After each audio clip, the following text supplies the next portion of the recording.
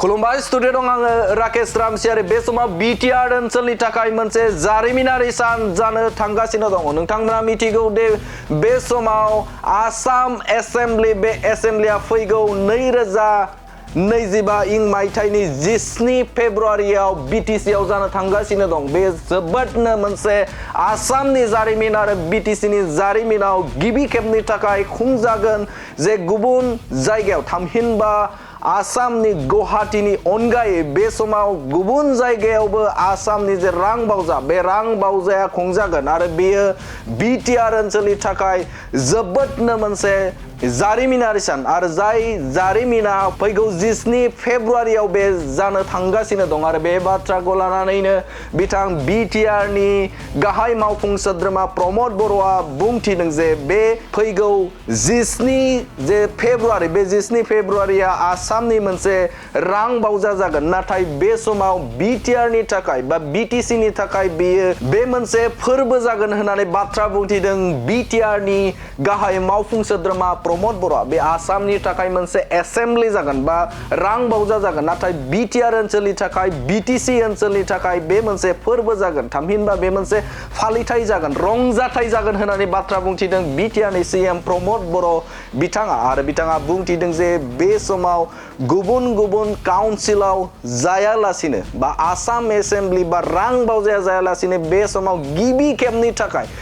खेबनि थाखाय आसामनि जारिमिन थामहिनबा बिटिसिनि जारिमिनाव बे समाव लिरजानाय महराव थागोन जे आसाम एसेम्बलिनि अनगायै बे समाव गुबुन जायगायाव लांनानै गिबि खेब जिरायनाय बा जायगाया बा थावनिया बा एसेम्बलि जिरायनाया बबेहाय जुदि बेफोरबायदि सोंथि जुदि जाखाङोब्ला बे समाव बिटिसिआव गिबि खेबनि थाखाय आसाम एसेम्बलिनि बायजोआव जानाय मोनसे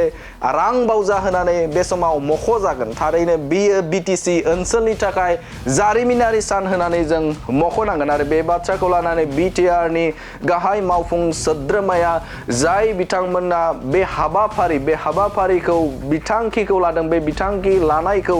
जोबोदनो थुलुंगानाय बाथ्रा बुंनायखौ नुनो मोनदों आरो बिथाङा बुंथिदों जे बे समाव जाय एसेम्बलिनि गेजेरजोंनो बा जाय रां बावजानि गेजेरजोंनो गोबां आसामनि जौगाथाय आरो बिटिआरनि जौगाथाय बिथांखिफोरखौ लानाय जायो आरो बे बिथांखि खालामग्रा बा रां बावजाया बे समाव बिटिसिआवनो जादों आरो बे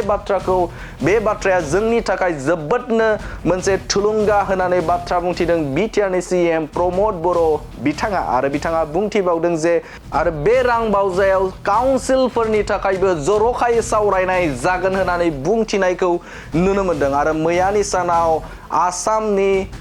बुंथिगिरि बिथां बिश्वजित दैमारिया बे समाव बिटिसिनि एसेम्बलि बे एसेम्बलियाव बिथाङा फैनानै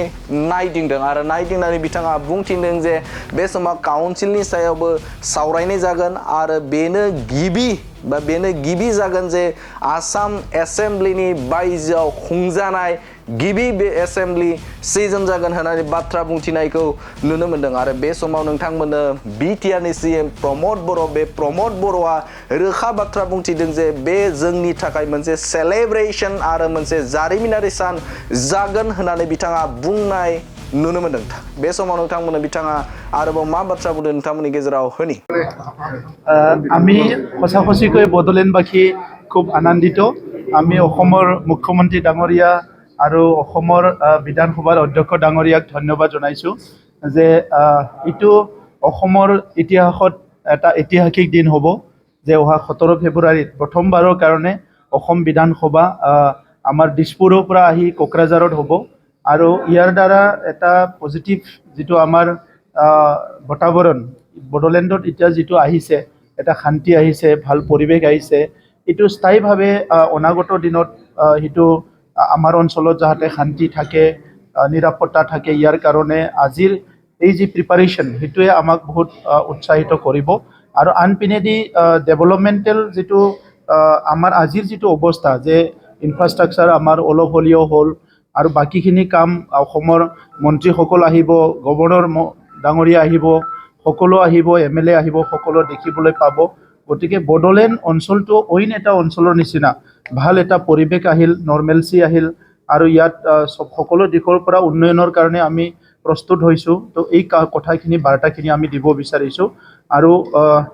অসম আৰু বড়োলেণ্ড যিটো নেকি আগৰ যিটো আমাৰ গোষ্ঠীগত কিছুমান সংঘাত জাতিগত সংঘাত বিভিন্ন সমন্বয়ৰ ক্ষেত্ৰত যিবিলাক অলপ চলপ অসুবিধা হৈ আছিলে এই বিধানসভা অনুষ্ঠিত হৈ যোৱাৰ পিছত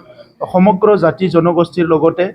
বড়োলেণ্ড কাউন্সিল এৰিয়াৰ যিমানখিনি জনগোষ্ঠী আছে আৰু অসমৰ বাকী জনগোষ্ঠী যিখিনি আছে বাকী পাৰ্টত ইয়াৰ মাজত এটা সমন্বয়ৰ এটা ডাঙৰ বাৰ্তা ডাঙৰ এটা মেছেজ সিদিনা চবে পাব গতিকে আমি খুব উৎফুল্লিত হৈছোঁ কাৰণ অসমৰ হায়েষ্ট সিদ্ধান্ত লোৱা বডিটোৱে হৈছে এছেম্বলি আৰু সেই হায়েষ্ট বডিটো আহি কোকৰাঝাৰত বহিব ইয়াত আলোচনা কৰিব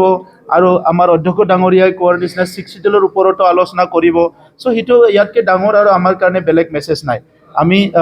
কাউন্সিল হিচাপে বহুত কথাক লৈ ষ্ট্ৰাগল কৰি আছোঁ উন্নয়ন এইটো যেতিয়া সিদ্ধান্ত লোৱা মানুহবিলাকে আহি ইয়াত এছেম্বলি বহিব আমাৰ কাৰণে কিবা এটা কথা ক'ব কিবা এটা ৰিজলিউশ্যন ল'ব চ' সেই কথাটোক লৈ আমি BTC অঞ্চলৰ 35 লাখ জনসাধাৰণৰ হৈ আমি অসম এছেম্বলিক আদৰণি জনাইছোঁ আৰু আমি সকলোৱে 17 তাৰিখটো ৰখি আছোঁ যে এইটো অসম বিধানসভাৰ কাৰণে বিধানসভা আমাৰ কাৰণে কিন্তু 17 তাৰিখটো এটা ডাঙৰ উৎসৱ গতিকে আজি বড়োলেণ্ডৰ সকলো জাতি জনগোষ্ঠীক লৈ আমি অহা 17 তাৰিখটো আদৰিবলৈ আমি প্ৰস্তুতি চলাম